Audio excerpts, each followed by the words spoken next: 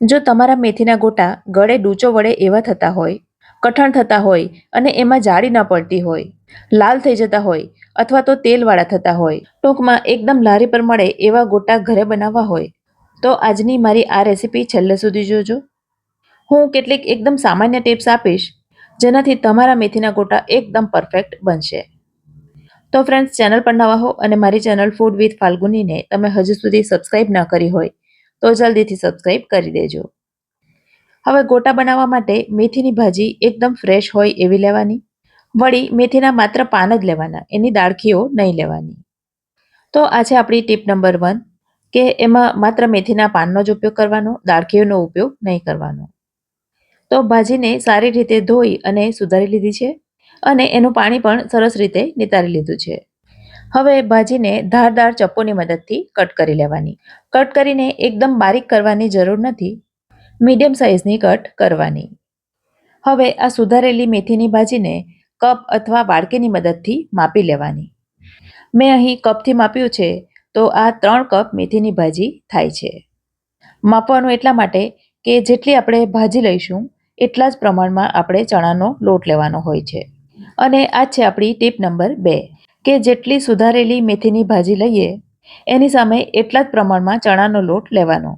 વળી ચણાનો લોટ એકદમ ફ્રેશ, ઝીણો અને સારી ક્વોલિટીનો લેવાનો. અને એ છે આપણી ટીપ નંબર 3, કે ચણાનો લોટ એકદમ સારી ક્વોલિટીનો હોવો જોઈએ. બજારમાં જે તૈયાર બેસનના પેકેટ મળતા હોય છે એ પણ તમે લઈ શકો છો, પણ એક્સપાયરી ડેટ જોઈને લેવાના. હવે આ પ્રકારના જે મોડા મરચાં આવતા હોય છે એ આપણે એમાં ઉમેરીશું. તો 3 કપ ચણાના લોટ અને ભાજીની સામે અડધો કપ ઝીણા સુધારેલા મોળા મરચાં ઉમેરીશું. હવે મોળા મરચાંની સાથે થોડા તીખા મરચાં પણ ઉમેરીશું.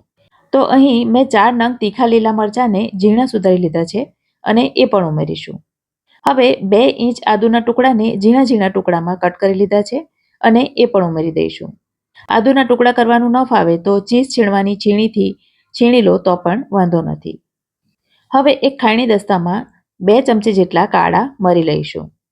સાથે 4 ચમચી જેટલા આખા ધાણા લઈશું અને એ બંનેને અધકચરા વાટી લઈશું. આ કામ તમે મિક્સરમાં પણ કરી શકો છો, પણ મિક્સરમાં કરો તો પણ અધકચરું જ વાટવાનું, એકદમ ભૂકો નથી કરવાનો. હવે આ વાટેલા ધાણા મરીને પણ લોટની અંદર ઉમેરી દઈશું. સ્વાદ અનુસાર મીઠું ઉમેરવાનું. તો મેં અહીં 1.5 ચમચી જેટલું મીઠું ઉમેર્યું છે. હવે લગભગ 5 ચમચી જેટલી હળદર ઉમેરીશું. આ ગોટા દેખાવે એકદમ ઉજળા હોય છે, તો આના કરતાં વધારે હળદર નહીં ઉમેરવાની. અને અડધી ચમચી જેટલી હિંગ ઉમેરીશું. અને હવે એક આખા લીંબુનો રસ નીચવી દઈશું. અને ચમચીથી માપીએ તો લગભગ 3 ચમચી જેટલો લીંબુનો રસ લેવાનો.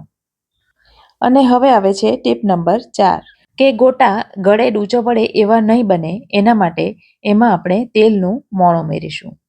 તો ખાવાની જે નાની ચમચી આવે છે એમાંથી 4 ચમચી મોણ આપણે એમાં ઉમેરીશું.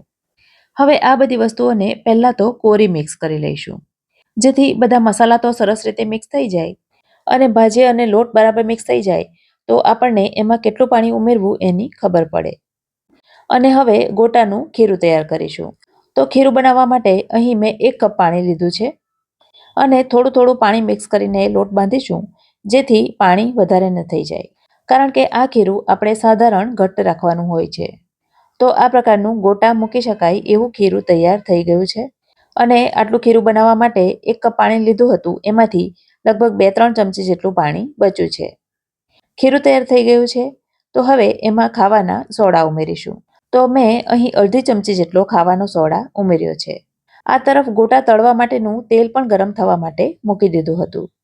તો આ ગરમ તેલમાંથી 1 ચમચો તેલ લઈ સોડાની ઉપર રેડી દઈશું. અને નાની ચમચીથી માપીએ તો આ તેલ 4 ચમચી જેટલું થાય છે. અને આ જ છે આપણી ટીપ નંબર 5, કે અગાઉ આપણે એમાં મોણ તરીકે તેલ ઉમેર્યું હતું, છતાં પણ એમાં ગરમ તેલ ઉપરથી ઉમેરવાનું. આવું કરવાથી ગોટા એકદમ સોફ્ટ, પોચા અને જાળીદાર બને છે. સોડા ઉમેર્યા પછી બધું બરાબર એકદમ સરસ રીતે મિક્સ કરી લેવાનું. અને હવે એમાંથી સહેજ પાણીવાળો હાથ કરી આપણે ગોટા તેલમાં મૂકીશું. હવે આવે છે ટીપ નંબર 6, કે ગોટા જ્યારે આપણે તેલમાં મૂકીએ ત્યારે તેલ કેટલું ગરમ હોવું જોઈએ. તો તેલ એકદમ મધ્યમ ગરમ હોવું જોઈએ, વધારે પડતું તો બિલકુલ ગરમ હોવું જોઈએ નહીં. કારણ કે જો તેલ વધારે પડતું ગરમ હશે તો ગોટા તેલમાં મૂકતાની સાથે જ લાલ થઈ જશે. તમે જોઈ શકો છો કે ગોટાને તેલમાં મૂકીએ ત્યાર પછી એ તરત ઉપર આવી ગયા છે અને આપમેળે જ એ ટર્ન થઈ રહ્યા છે. એનો અર્થ એ છે કે ગોટાનું ખીરું એકદમ પરફેક્ટ તૈયાર થયું છે. તો તેલમાં સમાય એટલા ગોટા અંદર મૂકી દઈશું અને એને એકાદ મિનિટ સુધી એમનેમ થવા દઈશું. ગેસની આંચ લો ટુ મીડિયમ રાખવાની. હવે એને ફેરવતા જઈ 2 થી 3 મિનિટ સુધી થવા દઈશું. ટોટલ ગોટાના એક બેચને તળાતા 4 થી 5 મિનિટનો સમય લાગે છે. હવે ગોટાને બહાર કાઢી લઈશું, કારણ કે આના કરતાં વધારે આપણે તેલમાં રાખીશું તો એ લાલ થઈ શકે છે અને આ ગોટા દેખાવે ઉજળા હોય છે. અને તેલમાંથી બહાર કાઢી એક કાણાવાળા વાસણમાં લઈ લઈશું અને એ જ રીતે બીજા ગોટા પણ તળી લઈશું. એકદમ સોફ્ટ, જાળીદાર અને રૂ જેવા પોચા ગોટા તૈયાર થાય છે.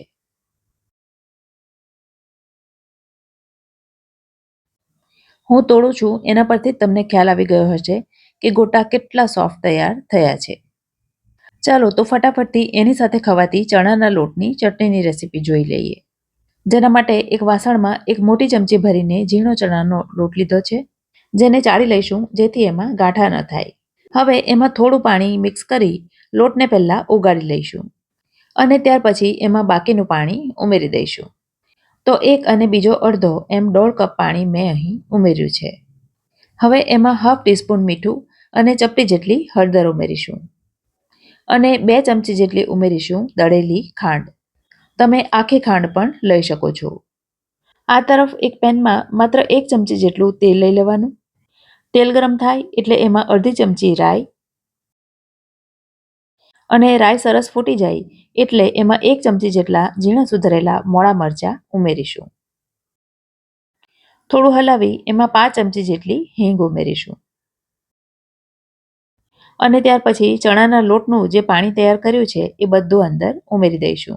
ગેસની આંચ એકદમ ધીમી રાખવાની અને ધીમા તાપે જ હલાવતા જઈ એને થવા દેવાનું. જેમ જેમ ચણાનો લોટ ચડશે તેમ તેમ ચટણી થોડી ઘટ્ટ થશે.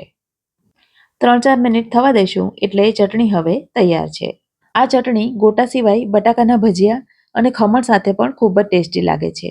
તો આજની મારી ગોટા અને ચટણીની રેસીપી તમને ગમી હોય તો વિડીયોને લાઇક કરજો અને તમારા સર્કલમાં શેર કરજો. ફરી મળીશું આવી જ એક નવી રેસીપી સાથે. ત્યાં સુધી મને રજા આપો. આવજો.